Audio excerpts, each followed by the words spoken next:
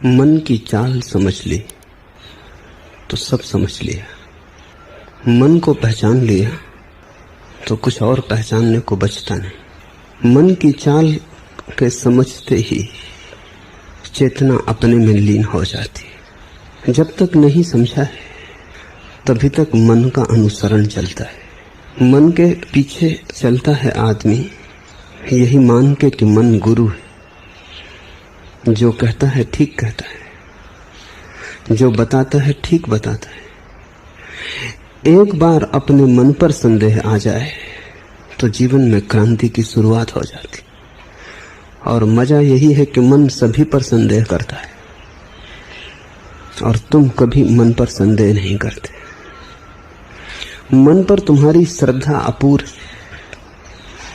उसका कोई अंत नहीं। और मन रोज तुम्हें गड्ढे में डाले तो भी श्रद्धा नहीं टूटती। मेरे पास लोग आते हैं, वे कहते हैं लोगों की श्रद्धा उठ गई। मैं उनसे कहता हूं कि लोगों की जैसी श्रद्धा मन पर है, उसे देख के ऐसा नहीं लगता कि लोगों की श्रद्धा उठ गई। कितना ही भटकाए मन, कितना ही सताए मन, कितना ही भरमाए मन, श्रद्धा नहीं टूटती। श्रद्धा तो भरपूर है, गलत दिशा में। आज तक मुझे कोई अश्रद्धालु आदमी नहीं मिला। श्रद्धा गलत दिशा में हो सकती है, जिस पे नहीं होनी चाहिए उस पे हो सकती है, लेकिन अश्रद्धालु कोई भी नहीं। और दो ही श्रद्धाएं, या तो मन की श्रद्धा है और या आत्मा की श्रद्धा है। या तो तुम अपने पर भरोसा करते हो, अपने का अर्थ है जहां मन की कोई भनक भी नहीं, जहां एक विचार भी नहीं तिरता, जहां शुद्ध चेतना है। या तो उस शुद्ध चेतना का तुम्हारा भरोसा है। अगर उसका भरोसा है तो तुम जीवन में कहीं भी गड्ढे ना पाओगे, तुम्हारा कोई पैर गलत ना पड़ेगा। और या फिर आदमी भरोसा करता है मन पर, तब तुम गड्ढे ही गड्ढे पाओगे। तब तुम जीवन में जहां भी जाओगे भटकोगे, क्योंकि मन की चाल ही ऐसी। मन की चाल को समझ लें। एक, कि मन तुम्हें देखने नहीं देता, मन तुम्हें अंधा रखता है। मन तुम्हारी आंखों को धुंधला रखता है, धुएं से भरा रखता है। वो धुआं ही विचार है। इतनी तीव्रता से मन विचारों को चलाता है कि तुम्हें जगह भी नहीं मिलती कि तुम देख पाओ कि तुम्हारे बाहर क्या हो रहा है, कि तुम्हारे जीवन में क्या घट रहा है। मन तुम्हें विचारों में उलझाए रखता है। जैसे छोटे बच्चों को हम खिलौने दे देते, फिर उसकी मां मर भी रही हो तो भी वो अपने खिलौनों से खेलता रहता है, खिलौनों में उलझा रहता है। मन तुम्हें विचार देता है, विचार खिलौने। खिलौनों में भी थोड़ा बहुत सत्य है, विचारों में उतना भी नहीं। लेकिन एक खिलौनों से तुम चुक भी नहीं पाते कि मन तत्क्षण दूसरा निर्मित कर देता है। इसके पहले कि तुम जाग के देख पाओ, मन तुम्हें नया खिलौना दे देता है। पुराने से तुम उब जाते हो तो मन नई उलझने सुझा देता है। एक उपद्रव बंद भी नहीं हो पाया कि मन 10 उपद्रवों में रस जगा देता है। और ये इतनी तीव्रता से होता है कि दोनों घटनाओं के बीच खिड़की बनाने लायक भी जगह नहीं मिलती जहां से तुम देख लो कि जिंदगी में हो क्या रहा है। मैंने सुना है कि मुल्ला नसरुद्दीन जब बहुत बूढ़ा हो गया, 90 वर्ष का हुआ, तब उसका बड़ा भरा पूरा परिवार था। उसका बड़ा बेटा ही 70 वर्ष पार कर रहा था। उसके बेटों के बेटे 50 पार कर रहे थे। उसके बेटों के बेटों के बेटे विवाहित हो गए थे, उनके भी बच्चे हो गए थे। अचानक एक दिन बूढ़े नसरुद्दीन ने कहा कि मैंने फिर से शादी करने का तय कर लिया। पत्नी मर चुकी थी। पहले तो लड़कों ने मजाक समझी, हंसे कि अब इस बुढ़ापे में हम भी बूढ़े हो गए, अब शादी। पिताजी मजाक कर रहे होंगे। लेकिन नसरुद्दीन ने जब बार बार दोहराया तो उन्होंने गंभीरता से बात ली। और जब नसरुद्दीन ने एक दिन सुबह आके घोषणा ही कर दी कि मैंने लड़की भी तय कर ली, तब जरा सोचना पड़ा। सारा परिवार इकट्ठा हुआ। उन्होंने विचार किया कि इस बड़ी फजीयत होगी, लोग हंसेंगे। ऐसे ही नसरुद्दीन की वजह से लोग जिंदगी भर हंसते रहे, और अभी बुढ़ापे में आखिरी उपद्रव खड़ा कर। क्या कहेंगे लोग? बड़े लड़के को सबने कहा कि तुम ही जाके कहो। बड़े लड़के ने जो सुना तो और चकित हो गया। सुना कि सामने ही एक अंग्रेज की लड़की से तय किया है नसरुद्दीन ने। लड़की की उम्र मुश्किल से 16 साल है। उसने कहा ये नहीं हो सकता पापा, ये बंद करो, ये सोच ही छोड़ दो। ये भी तो सोचो कि उस लड़की की उम्र सिर्फ 16 साल। नसरुद्दीन ने कहा अरे पागल, 16 साल ही तो शादी की उम्र है। और फिर जब मैंने तेरी माँ से शादी की थी तब उसकी भी उम्र 16 ही साल थी। इसमें बुरा क्या हुआ जा रहा है? मन तर्क दे रहा है। मन पीछे लौट के नहीं देखता, मन अपनी तरफ नहीं देखता, मन सिर्फ दूसरे की तरफ देखता है। लड़के बहुत परेशान हुए और बड़े बूढ़ों से सलाह ली। डॉक्टर से भी पूछा। डॉक्टर ने कहा ये बहुत खतरनाक है, इस उम्र में शादी जीवन के लिए खतरा हो सकती है। फिर बेटे को समझा बुझा के भेजा। बेटे ने कहा कि हम सब सलाह बस मशविरा किए, डॉक्टर कहता है जीवन के लिए खतरा हो सकता है, जीवन को दांव पर मत लगाओ। नसरुद्दीन ने कहा अरे पागल, अगर ये लड़की मर भी गई तो कोई लड़कियों की कमी, दूसरी लड़की खोज लेंगे। मन कभी पीछे की तरफ देखता नहीं, अपनी तरफ नहीं देखता। मन सदा दूसरे को, दूसरे में खोजता है सुख, दूसरे पर थोपता है दुख, दूसरे से पाना चाहता है शांति, दूसरे से ही पाता है अशांति। सदा ही नजर दूसरे पे लगी है, जबकि नजर अपने पे लगी होनी चाहिए। तो मन के जगत का उपद्रव मूल आधार दूसरे पर दृष्टि है। दूसरे से क्या प्रयोजन है? दूसरा मौलिक नहीं है, मौलिक तो तुम हो। लेकिन मन सदा भरमाता है। अगर तुम दुखी हो तो मन कहता है जरूर कोई तुम्हें दूसरा दुखी कर रहा है, तो तुम किसी न किसी पर दुख थोप देते हो। जब तुम सुखी होते हो तब भी मन कहता है कोई दूसरे के कारण सुख मिल रहा है, तब तुम सुख दूसरे पे थोप देते हो। और मजा यह है कि दुख भी अपने कारण मिलता है, सुख भी अपने कारण मिलता है। नर्क भी भीतर है और स्वर्ग भी भीतर। अंततः तुम ही निर्णायक हो, क्योंकि तुम्हारी व्याख्या पर ही निर्भर करेगा कि क्या सुख है और क्या दुख है। चाहो तो सुख दुख जैसा हो जाता है, चाहो तो दुख सुख जैसा हो जाता है। क्षण भर में बदल जाती है बात। दूसरा निर्णायक नहीं, लेकिन मन सदा दूसरे पर मन को अटकाए रखता है। और जन्मों जन्मों से तुम यही कर रहे हो, दूसरे पर थोप रहे हो। फिर तुम स्रोत को नहीं पाते, पा नहीं सकते, क्योंकि जहां से सुख दुख उठते हैं वहां नजर ही नहीं। जहां से सुख दुख उठते हैं अगर वहां नजर हो जाए तो तुम सुख भी छोड़ दोगे और दुख भी छोड़ दोगे। तब जो शेष रह जाता है वही आनंद है। तब जो सुगंध तुम्हें मिलेगी, तब जो सुवास तुम्हारे जीवन को भर देगी, वही मोक्ष है। जब तुम दूसरे पर देखते हो कि दूसरा दुख दे रहा है तो तुम्हारी कोशिश होती है दूसरे को बदलने की। स्वभाव था जो दुख देता है उसको बदलना है ताकि दुख न मिले। अनंत लोग हैं, तुम उनको बदलने में लगे हो। पति पति को बदल रही है, पति पत्नी को बदल रहा है, बाप बेटे को बदल रहा है, बेटा भी कोशिश में लगा है कि बाप को बदल दे, मित्र मित्र को बदल रहे हैं, सब एक दूसरे को बदलने में लगे। दूसरे को तुम कैसे बदल सकते हो?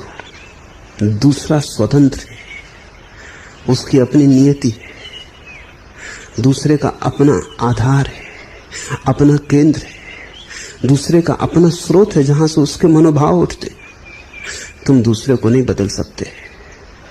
तुम अगर किसी को बदल सकते हो तो स्वयं को, लेकिन वहां तो नजर ही नहीं, मन वहां देखने ही नहीं देता। जैसे ही कोई व्यक्ति स्वयं को देखता है वो पाता है सुख भी यहीं से उठते, दुख भी यहीं से उठते। न केवल यही, जल्दी ही उसको दिखाई पड़ने लगता है कि हर सुख के साथ उसका दुख जुड़ा है, हर फूल के पास उसका कांटा है और हर दिन के पीछे छिपी उसकी रात है। जैसे जैसे तुम भीतर आते हो वैसे वैसे साफ होने लगता है कि अगर तुमने सुख चुना तो दुख भी चुन लिया। हर सुख का अपना दुख है, हर स्वर्ग के पास उसका नर्क है। जरा भी दूर नहीं, संयुक्त है, एक ही द्वार है दोनों का। जैसे ही तुमने सुख को चुना तत्क्षण तुमने दुख को चुन लिया। जैसे एक ही सिक्के के दो पहलू। जिस दिन ये दिखाई पड़ जाता है, पहला अनुभव कि सुख दुख भीतर से उठते हैं, दूसरा अनुभव कि हर सुख और दुख संयुक्त है, तब दुख और सुख में कोई भेद नहीं रह जाता। और जो आदमी जान लेता है कि स्वर्ग और नरक में कोई भी भेद नहीं, वो दोनों को छोड़ देता है। मन कोशिश करता है दुख को छोड़ने की और सुख को बचाने की। ज्ञानी दोनों को छोड़ देता है, क्योंकि दोनों या तो साथ बचते हैं या साथ जाते हैं। तुम सिक्के का एक पहलू बचाओगे, कैसे बचा पाओगे? दूसरा पहलू भी बच जाएगा। ज्यादा से ज्यादा इतनी कर सकते हो कि जो पहलू तुम्हें पसंद है उसे ऊपर कर लो, जो पहलू तुम्हें पसंद नहीं उसे नीचे कर दो। लेकिन वहीं छिपा है, हर दिए के तले अंधेरा है और हर सुख के नीचे छिपा दुख है। देर अबेर वो जो नीचे छिपा है प्रकट होगा। और जीवन का एक महत्वपूर्ण नियम है कि अगर तुमने सुख को ऊपर रखा और सुख को भोगा तो सुख चुक जाएगा, और जब सुख चुक जाएगा तो दुख उठना शुरू हो जाएगा। जिसको तुमने भोगा वो चुकेगा, और जिसको नहीं भोगा वो बचा हुआ है, उसको कौन भोगेगा? एक पहलू तुमने खर्च कर लिया, अब दूसरा पहलू बचा है, अब उसे भी भोगना पड़ेगा। ये दूसरी प्रतीति है भीतर जाते यात्री की कि सुख दुख संयुक्त है। तो इसका अर्थ हुआ कि सुख दुख है, उनमें जरा भी भेद नहीं। भेद मन की भ्रांति थी, मन की टेढ़ी मेढ़ी चाल के कारण भेद मालूम पड़ता था। सुख दुख दोनों छूट जाते, छोड़ना भी नहीं पड़ता। ये एहसास, ये प्रतीति, ये अनुभव कि दोनों एक है, फिर छोड़ना भी नहीं पड़ता। जैसे अंगारा हाथ में रखा हो, छोड़ना पड़ेगा। समझ में आया कि अंगारा है कि छूट जाएगा। जिससे घर में आग लगी हो तो निकलने के लिए कुछ प्रयास करना पड़ेगा। पता चला कि आग लगी कि तुम बाहर हो जाओगे। तुम फिर ये भी न पूछोगे कि कहां से बाहर जाऊं, रीति रिवाज क्या है, सभ्य मार्ग क्या होगा। तुम खिड़की से छलांग लगा के निकल जाओगे। तुम ये ना पूछोगे कि खिड़की से निकलना उचित अनुचित, शिष्ट अशिष्ट। जब घर में आग लगी हो तो शिष्टाचार को कोई पूछता है? तब तुम कहीं से भी छलांग लगा के निकल जाओगे, तुम बाहर हो जाओगे। घर में आग लगी है ये एहसास भर हो जाए। जैसे कोई भीतर जाता है वैसे ही सुख दुख एक ही हो जाते, तत्क्षण छूट जाते। जो शेष रह जाता है वही मोक्ष है, जो शेष रह जाता है वही तुम हो, जो शेष रह जाता है वही परमात्मा है। लेकिन मन तुम्हें भीतर नहीं जाने देता। मन कहता है दूसरे ने दुख दिया, मन कहता है दूसरे ने सुख दिया, मन दूसरे पर अटकाए रखता है। ये मन की पहली कुशलता है। दूसरी कुशलता मन की कि वो हमेशा आधे को दिखलाता है और आधे को नहीं देखने देता। जैसे कि चांद को हम देखते हैं तो आधा चांद दिखाई पड़ता है, आधा नहीं दिखाई पड़ता है, उस तरफ का पहलू छिपा रहता है। मन जो भी देखता है हमेशा आधे को देखता है, मन पूरे को नहीं देख सकता है। चांद तो बड़ी चीज है, तुम्हारे हाथ में एक कंकड़ भी रखते हैं, छोटा सा एक रेत का कण रखते, उसको भी तुम पूरा नहीं देख सकते। आधी दिखेगा, आधा उस तरफ जो है वो छिपा रहेगा। मन आधे को ही देख सकता है, मन आधे को देखने की व्यवस्था है। इसलिए तो मन के कारण द्वैत पैदा होता है, क्योंकि आधे को देखता है उसे समझता है ये पूरा, फिर दूसरे आधे को देखता है उसे समझता है ये पूरा, और दोनों को कभी साथ तो देख नहीं सकता। इसलिए उनको एक कैसे माने। इसलिए जहां एक है वहां मन दो देखता है, और जब तुमने एक की जगह दो देख लिए संसार खड़ा हो जाता। तुम देखते हो ये आदमी मित्र है और वो आदमी शत्रु है, लेकिन मित्र में शत्रु छिपा है। मित्र कभी भी शत्रु हो सकता है, और शत्रु में मित्र छिपा है। शत्रु कभी भी मित्र हो सकता है, कोई अड़चन नहीं है, कोई बाधा नहीं। प्रेम में तुम्हारे घृणा छिपी, घृणा में प्रेम छिपा है, लेकिन मन दो करके देखता है, घृणा को अलग, प्रेम को अलग, शत्रु को अलग, मित्र को अलग, सुख को अलग, दुख को अलग। और जब तुम एक को दो करके देख लेते हो, फिर तुम जो भी करोगे वो गलत होगा। बुनियाद से गलती शुरू हो गई, प्रारंभ से ही भूल हो गई। मुल्ला नसरुद्दीन एक रात शराब पी के घर लौट रहा है। शराबी को एक की जगह अनेक चीजें दिखाई पड़ने लगती। चीजें अनेक हो नहीं जाती। अगर तुमने कभी शराब पी है या भंग के नशे में आ गए हो तो तुम्हें पता होगा कि एक चीजें दो दिखाई पड़ने लगती, तीन दिखाई पड़ने लगती, चार दिखाई पड़ने। जैसे जैसे नशा बढ़ता है क्या होता है, जैसे जैसे नशा बढ़ता है भीतर तुम्हारी चेतना कपने लगती, उसकी जो स्थिरता है खो जाती, जो चैन है वो खो जाता है, चेतना कपने लगती। और जब चेतना कपने लगती तो उसके कंपन के कारण एक चीजें बहुत होकर दिखाई पड़ती। जैसे चांद झील पर प्रतिबिंब बना रहा है, झील शांत है, अकंप, तो एक चांद दिखाई पड़ता है झील में। एक कंकड़ फेंक दो, झील में लहरें उठ गई, कंपन हो गया, झील कब गई। अब एक चांद हजार चांद में टूट गया।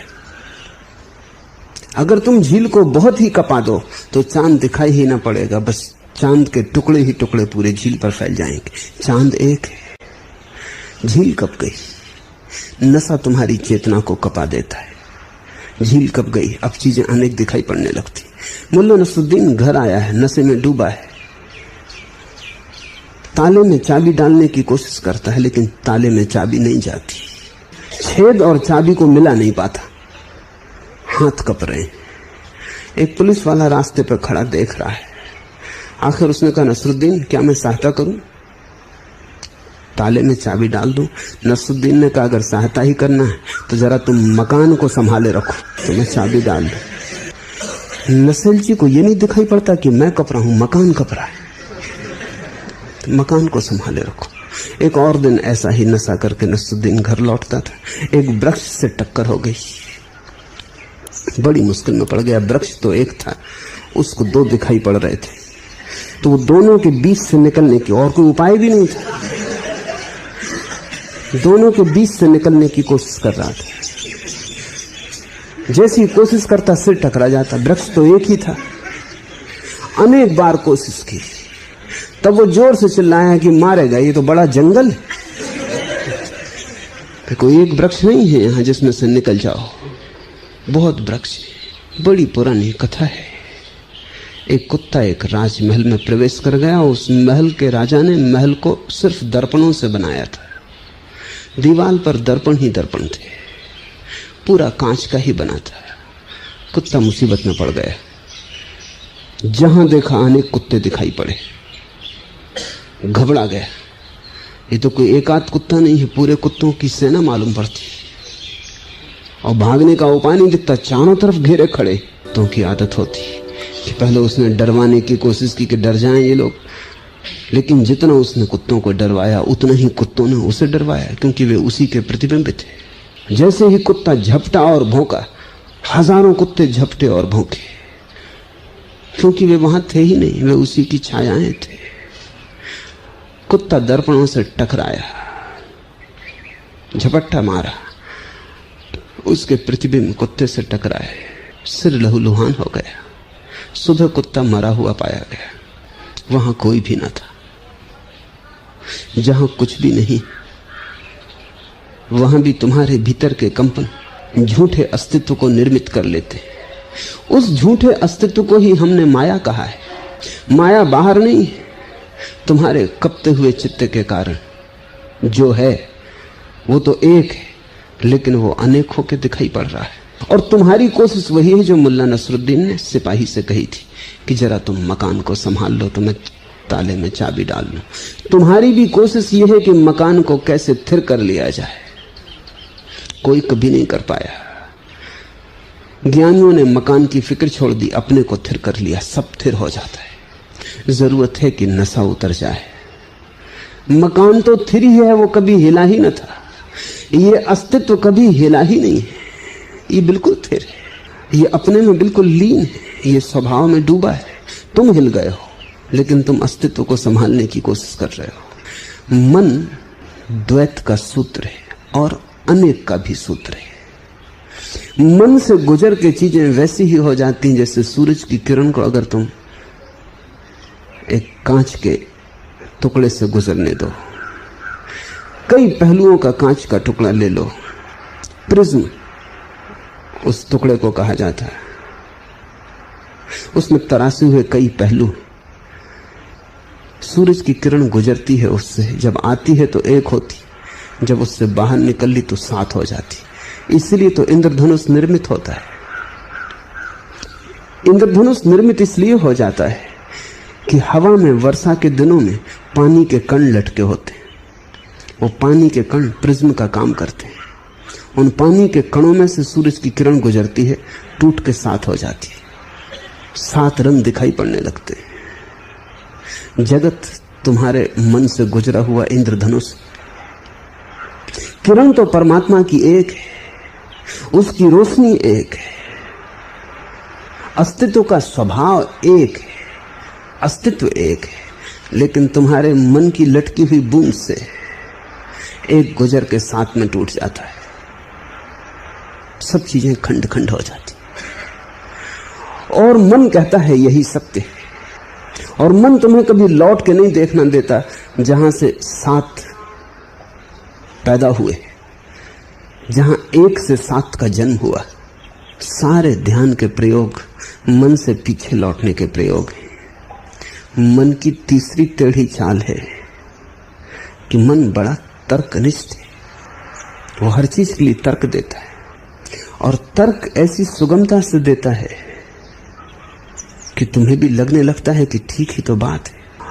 अस्तित्व तर्क से बहुत बड़ा है और मन छोटे छोटे तर्क के आंगन बना लेता है। साफ सुथरे, सब ठीक ठीक मालूम पड़ता है, लेकिन आंगन के पार जो अस्तित्व है वो अतर्क है। वो तर्क जैसा नहीं है, वो गणित का कोई प्रयोग नहीं है, वो गणित से ज्यादा काव्य है, काव्य से भी ज्यादा वो रहस्य की अनुभूति है। तो मन कहता है ईश्वर हो ही नहीं सकता। कहां है दिखाओ, क्योंकि जो भी है वो दिखाया जा सकता है। और तुम तो कहते हो ईश्वर ही ईश्वर है, वही सब जगह है, तो दिखाओ, मौजूद करो। मन ने एक सवाल उठाया जिसका जवाब तुम न दे पाओगे, क्योंकि ईश्वर दिखाया नहीं जा सकता, वो देखने वाला है। वो बाहर दृश्य की तरह नहीं है, तुम्हारे भीतर दृष्टा की तरह। और मन ने एक सवाल उठाया जो कि बड़ी अड़चन का है। वो कहता दिखा दो। न दिखा पाओगे तो मन हंसेगा और कहेगा मूढ़ हो, ना समझ हो, अज्ञानी हो, अंधविश्वासी हो, जो दिखाया नहीं जा सकता उसको मानते हो। मन कहता है हम तो अनुभव को मानते हैं, और जब तक अनुभव न हो जाए तब तक हम मानते नहीं। मन ठीक ही कहता लगता है, तर्क में कहीं भी भूल चूक नहीं। भूल चूक है तो इतनी बुनियादी है कि जब तक तुम मन से थोड़े सरकोगे ना, तुम्हारी समझ में ना आएगी। मन कहता है कि दृश्य की तरह परमात्मा को दिखा दो, लेकिन परमात्मा का स्वभाव दृश्य की तरह नहीं है। परमात्मा का स्वभाव दृष्टा का है, साक्षी का है। परमात्मा चैतन्य है, वस्तु नहीं। चेतना को देखा नहीं जा सकता, चेतना में लीन हुआ जा सकता है। चेतना को गणित से सिद्ध नहीं किया जा सकता है। चेतना को तो रहस्य की एक अनुभूति में अनुभव किया जा सकता है। चेतना को प्रयोगशाला में पकड़ा नहीं जा सकता। अगर पकड़ने की कोशिश की तो तुम खो दोगे। एक जिंदा आदमी को ले जाओ प्रयोगशाला में, अंग अंग काट डालो, हड्डी मिलेगी, मांस मज्जा मिलेगी, चमड़ी मिलेगी, खून मिलेगा, एल्युमिनियम, लोहा, सब धातुएं मिल जाएंगी। बस एक चीज न मिलेगी, आत्मा। लाश मिलेगी, जीवन न मिलेगा।